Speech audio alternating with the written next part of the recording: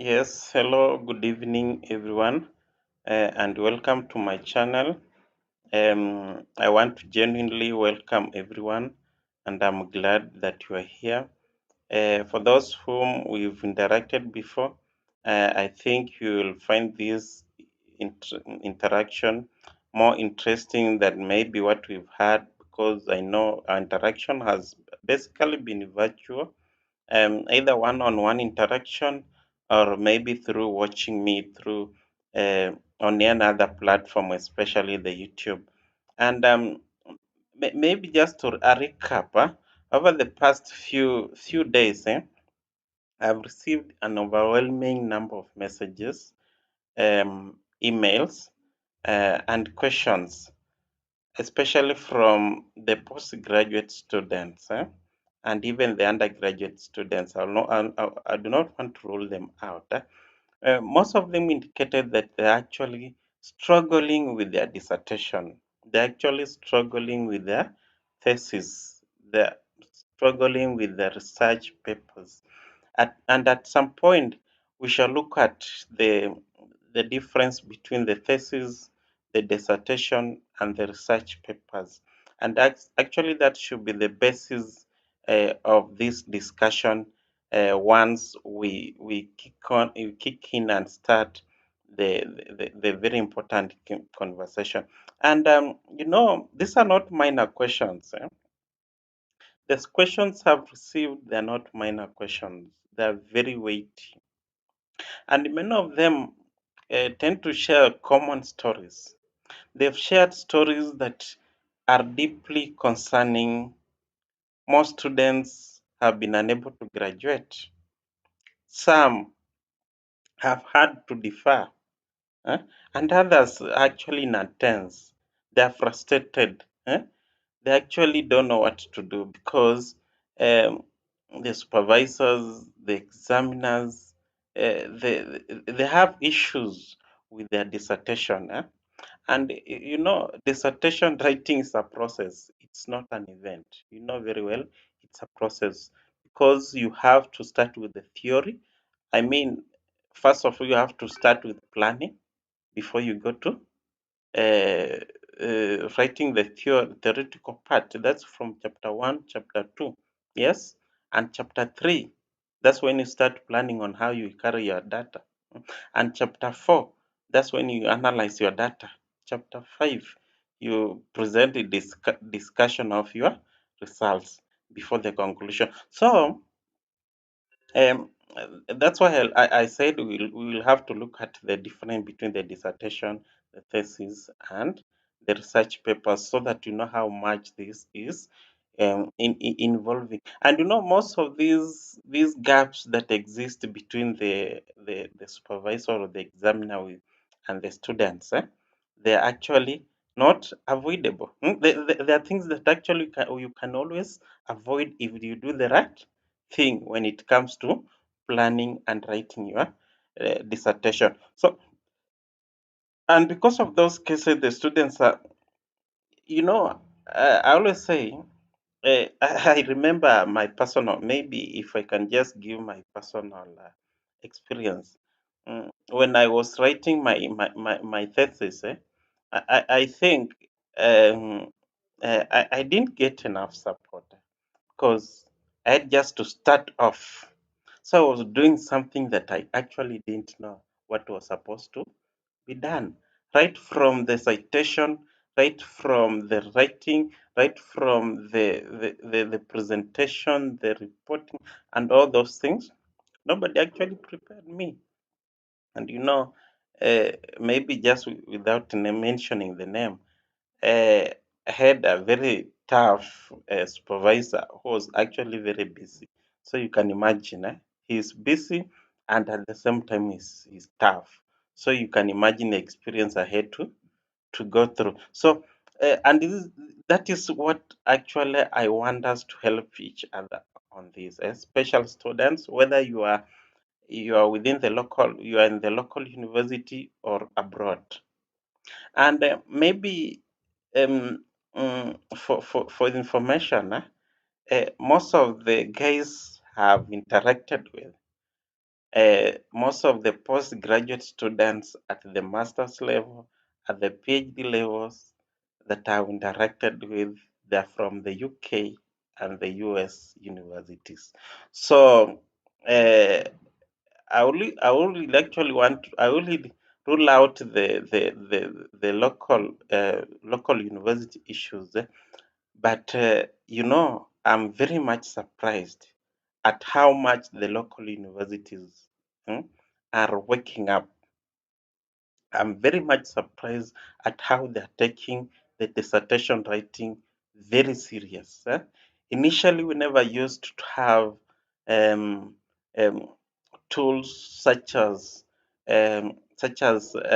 tools such as Tantin, which used to initially we never had such tools that were important in checking maybe plagiarism, and now with the AI universities in Kenya, I can assure you, universities in Kenya have come up with tools that are helping them to check whether students have done the right thing when it comes to integrity of writing their paper. So, um, as I was saying, it's not the fault of these students. It's not because the students are actually very intelligent, they are hardworking, they have passion about their research, but no one has sat them down and walked them through how this process actually works. What is really expected of them? They have no idea of these things. I just want to believe this is not going to be a lecture full of theory, and this is not going to be an interaction full of theory. It's going to be an interaction full of practical solutions to the problems that most students face. So maybe we will have to start off. But before we get to the, and by the way, if there's any question you will want us to address, feel very much free to do what to maybe send a comment or email. I think it would be very much prudent if we do it through the email, and engage each other in a more um, a comprehensive or rather inclusive, exclusive manner. Uh, so having had that, mm, that having been said, I want us to start off, and maybe just the best position to start this conversation is to look at the basis. As I was telling you, there have there had been a confusion, and especially in local universities. For the UK, for the United States, I think they've been clear about the difference between the thesis and the dissertation. But still, we've had students having problems. We've had students having problems when it comes to uh, differentiating between the thesis, the dissertation, and research paper. I actually do not want to dwell so much on the research paper because research paper is more of common vocabulary. It actually refers to anything that you carry out research. But then I want us to draw the line between the dissertation and the research. I mean, and the thesis. And that's first. Once we get the difference between these two concepts, I think we'll be in a better position to know what are we dealing with and how best we can deal with with them. So a thesis majorly it's a master level project that analyze any existing research. So when it comes to thesis, the originality is limited, because it's actually analyzing an existing research. Though it's a substantial research project. It's a substantial research project. It's someone needs to have to carry out before they they have their master's degree. It's actually more for demonstration of the how students have mastered the subject and their ability to carry out research. So it's more of building upon the existing theory and the literature that aims at answering a specific research question. So a thesis, as I've said, it's limited to the it's more limited to the originality. I mean, the originality is limited in the in writing the thesis, and this mostly happens when a student is pursuing a master's degree. So you do not actually need to do something to carry out research, a new research as such, but actually you tend to analyze an existing research. So mm, since a thesis is limited to originality, as I've said, we will not dwell on it so much. What we shall focus on so much is a dissertation. And a dissertation is written at the doctorate level when someone is doing a PhD. Yes, Doctor of Philosophy. Doctor of Philosophy, I mean. So it tends to present the original or new research. So someone should write a dissertation before they obtain the that is the PhD or uh, the doctorate degree. So, and there is a variation just besides the technicality or the technical part of what all this, or rather the contextual part of the thesis and the dissertation, there always another difference when it comes to the length. To what extent do you need to go when you are writing a thesis? To what extent do you need to go when you are writing a dissertation? In many cases, whether locally,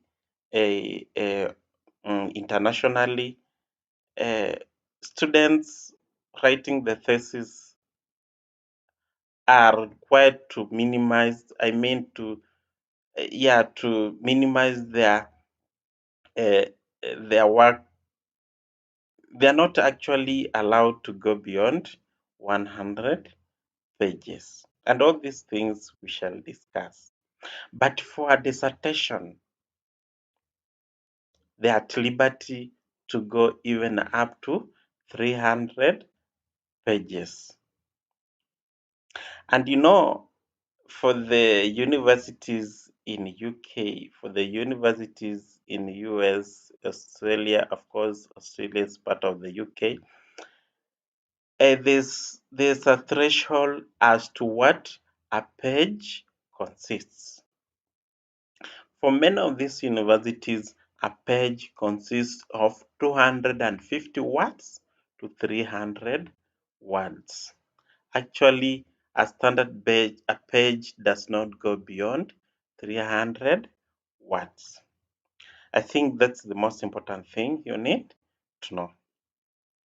Now, for easier learning, maybe just for the interest of time, yes, for the interest of time, I would like us to have this interaction from the perspective of a dissertation, because a dissertation is an extension of a thesis. So once you capture the basics, the requirements of a dissertation, writing a thesis will not be a problem at all, because we only need to go down, we don't need to go up. and going down it's easier because you have what it all requires.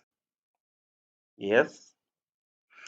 Now, having had the basics of what what all these things, the dissertation, the thesis, the research paper are, and mostly, by the way, at the maybe just sorry to mention this, mostly at the undergraduate level, you are always required to write a what? A research paper. And for uh, a research paper only, I think for research paper, it's you are not supposed to go. It's it's just around 30 pages. I mean, that's always enough for a research paper, especially at the undergraduate level. So, and as I said, once we are able to comprehend what is in the dissertation, writing a research paper and a thesis will be an easier work for us. It will be a walk in the park. So let us be very much attentive in this interaction. So let's start off. For any standard research paper, whether it's a research paper, whether it's a dissertation, whether it's a thesis, there's always a standard format or rather standard structure that any student should follow. And by saying it's standard, it's a recommended structure. I'm not saying it's cast on the stone. And I'll have to explain this at a later stage when we will be interacting more. We will be interacting deeper. Because you realize, and I want to tell you for a fact, no one should tell you that there's a very fixed way of writing a dissertation. Do you know why? A lecturer in the university X, let me use university X, a supervisor in university X, despite having a standardized structure to follow, they have their own views of what the students should include at every juncture of writing their research. And that's why you will meet a student in university Y. The structure used is different from a student in university X. Because of why? Because of your examiner.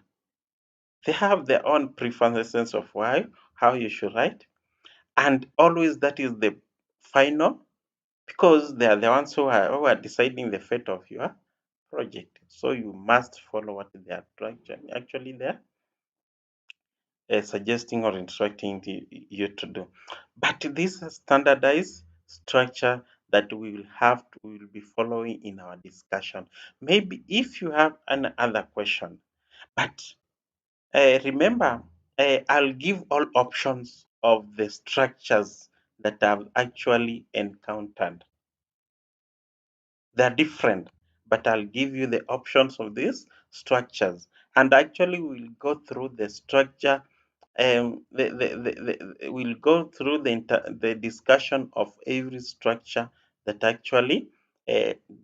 actually possibly you may encounter with your supervisor or examiner. But this is the basic one, the standardized one that is actually followed across. But maybe just to stress on this, um, I've had interaction with students doing their projects, especially in local universities. You realize that actually the structure is a bit different. But nevertheless, despite differences in structures, actually you realize that they are not far from each other. So once you have that basic knowledge, there's nothing that actually will be hard on your side. So I only not want so I only to not want so much to dwell on the preliminary pages of the dissertation.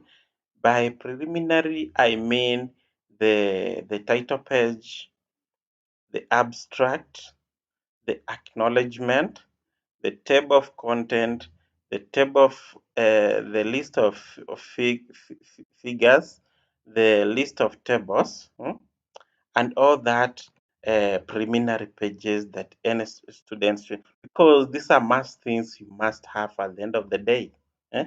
These are must things that you must have at the end of the day.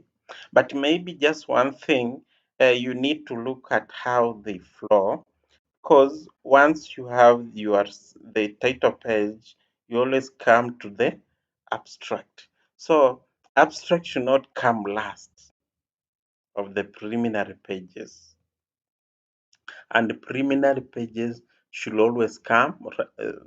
The page, the arrangement of pages should always be in Roman.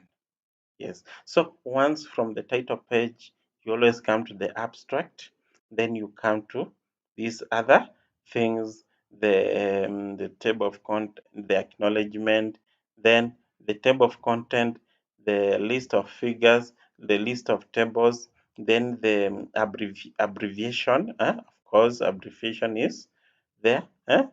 The acronyms and all those things. So without much ado, we do not actually need to waste much of the time on those things. But just a bit of the preliminary pages, something small on the abstract, something small on the abstract.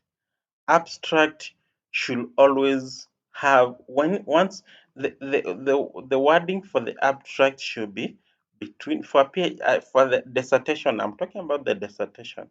For the wording for the abstract in a dissertation should always have between 250 words to 300 words. It should not exist there, and it should not be less than 250 words. And there's always a format for writing an abstract. Nobody should tell you that an abstract, of course, it's a summary of the project, but there's always a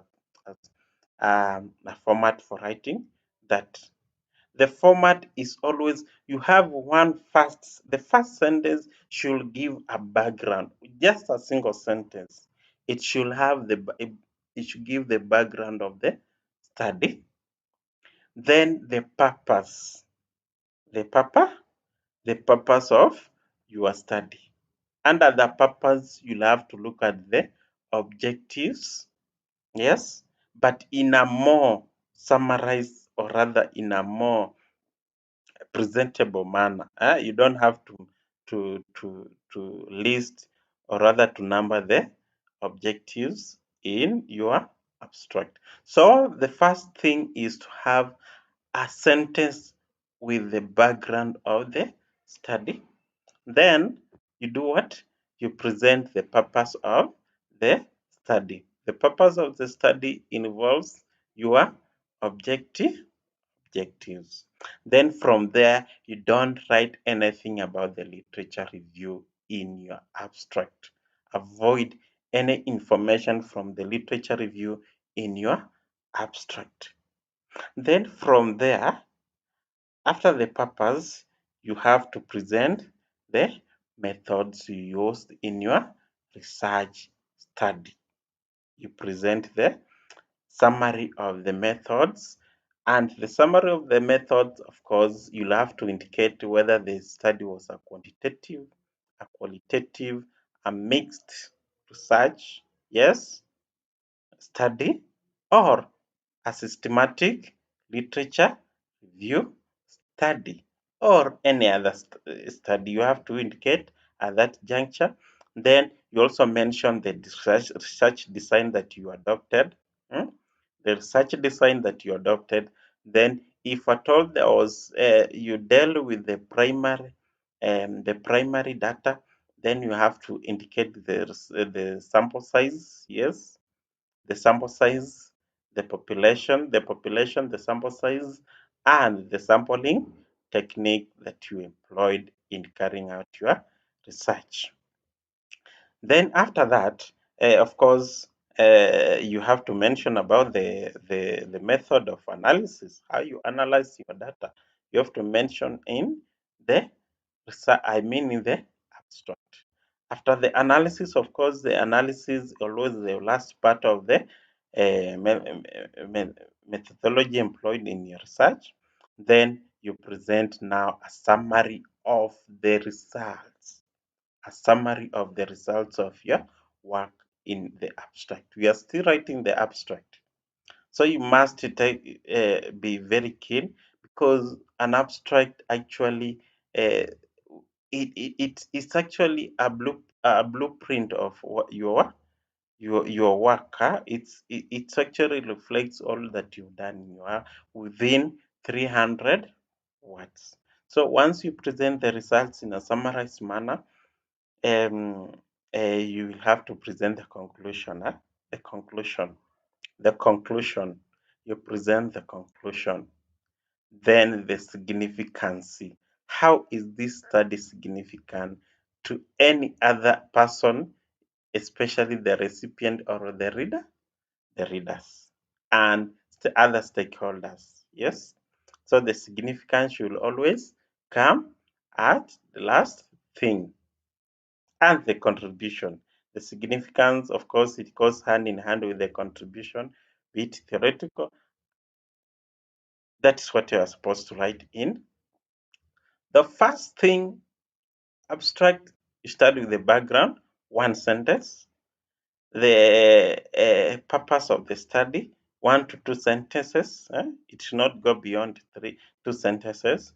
Then you come to the methodology. As I said, you avoid what? The literature review presentation in your abstract. The methodology, I've told you what you are supposed to do when you are writing summarizing the methodology in your abstract. Then the results, you summarize the results. Then the conclusion. Then the significance of the study and the contribution. Yes, once we are done with that, now we want to move to the next part. And you need to be very, very keen. And that's why that's why I started by indicating that this is an interaction that we are going to have.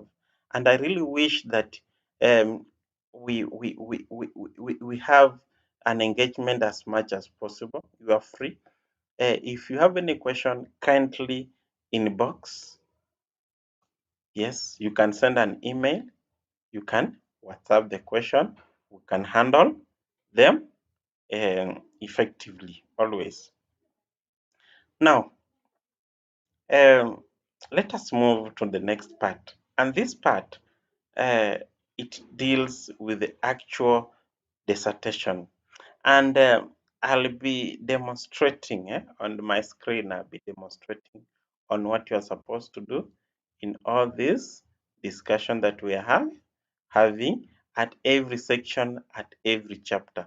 And as I said, there's no one, although we have a standard structure that we've had for many universities, because you realize in our discussion that many universities have 5 chapters for the dissertation. Then the introduction, that's chapter 1, the literature review, chapter 2, the methodology and the design, chapter 3, the results analysis, finding its analysis, that's chapter 4, discussion, conclusion, and recommendation comes at chapter 5. Yes, but there's a recent trend that I've encountered in most of the research when the discussion we've had with the students, especially at the doctorate level, those who are pursuing the PhD, the Doctor of Philosophy. I can tell you there's a new structure that has come up. And this structure has 6 chapters. The first chapter, as I said, it's an introduction chapter. The second chapter is a literature review chapter. The third chapter is the theoretical and hypothesis development chapter. So the methodology chapter comes in the methodology chapter comes in chapter 4. The results analysis and findings analysis comes in chapter 5. The discussion, conclusion, and recommendations comes in chapter 6. Those are 6 chapters. 6 chapters. As I told you, there's another option that actually some universities are recommending, especially universities in the UK. The UK universities are recommending 7 chapters of writing a dissertation. The first chapter is introduction. The second chapter is literature review chapter. The third chapter is theoretical framework and hypothesis development. The fourth chapter is methodology chapter. The fifth chapter is results and findings analysis. The sixth chapter is discussion. So these universities, what they are doing, they are designating the discussion as its own chapter alone.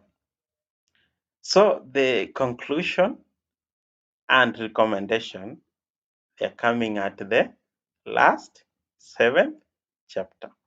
So we shall go through all these things. Don't worry, just sit and relax. You don't have to worry because we can always interact and have solutions to these problems, as I told you initially. We can always interact and have these solutions to these problems. So, the next part, we will now be going from chapter 1 to we will now start with chapter 1 and discuss comprehensively about chapter 1. We will go to chapter 2, chapter 3, chapter 4, chapter 5. Again, as I have told you, I'll equip you with what you are expected to do when you are compounded with a dissertation that requires you to have 6 chapters or 7 chapters. Thank you. Have a good evening.